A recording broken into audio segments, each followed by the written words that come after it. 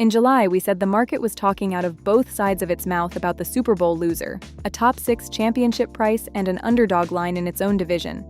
And our ledger sided with the roster, the number 1 offense, the number 1 quarterback profile, both play callers retained, and the one meaningful subtraction, Stefon Diggs and his elite man coverage production, answered with the offseason's biggest trade.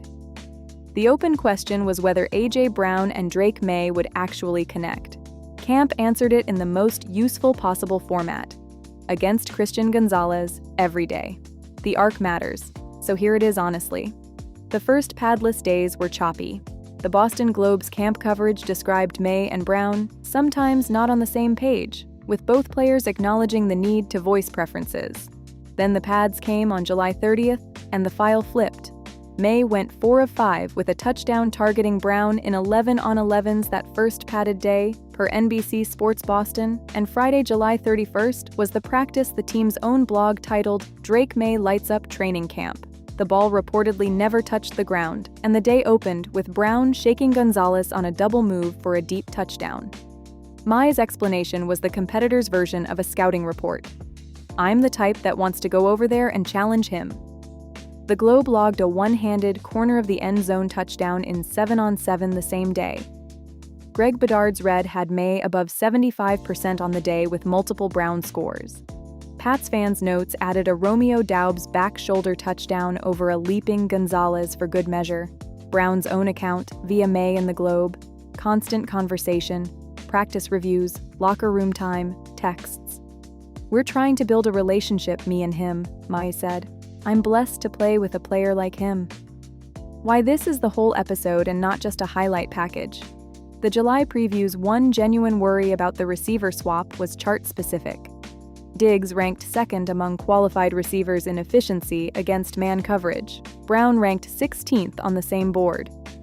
The counter-evidence camp can offer is exactly what it's offering. Brown winning contested, tightly covered reps daily against a corner good enough that the team is letting him practice through an unresolved contract. Gonzalez has been in full pads without an extension, per NBC Sports Boston. Camp can't produce a man coverage split. It can produce Brown beating an elite man corner on double moves, fades, slants, and goes, which the beat says is precisely what's happening. The rest of the champion runner-ups camp is the boring competence the profile predicted. The blue-white scrimmage closed the second week, with the team's media crew turning to next week's joint practice against Indianapolis, a date that also headlines the Colts episode this week, since it's Daniel Jones's first live rush test. Kayshon Boutte has kept his hot summer going, and Kyle Williams stacked multi-touchdown days per the Beats files, depth notes that matter in the best offense to be depth in. Mike Vrabel's pressers have been unremarkable, which for a team that returned both coordinators from a Super Bowl staff is the point. Nothing to install, nothing to relearn, nobody new to integrate except the receiver currently torching the CB1. The one quiet watch item from July, the pass protection that surrendered 47 sacks, has produced no negative headlines, though camp reporting rarely flags line play until a joint practice exposes it.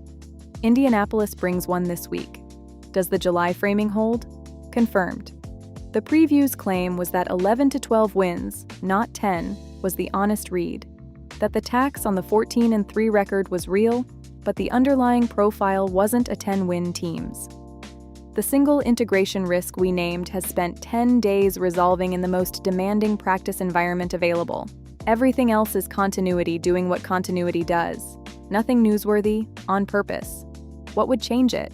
How the rebuilt right side of the line, the Lomu pick, the Vera Tucker signing, holds up against Indianapolis's front in the joint practice, the first external pressure test of the one leak July identified. We'll check Sunday. Data via NFL Verse.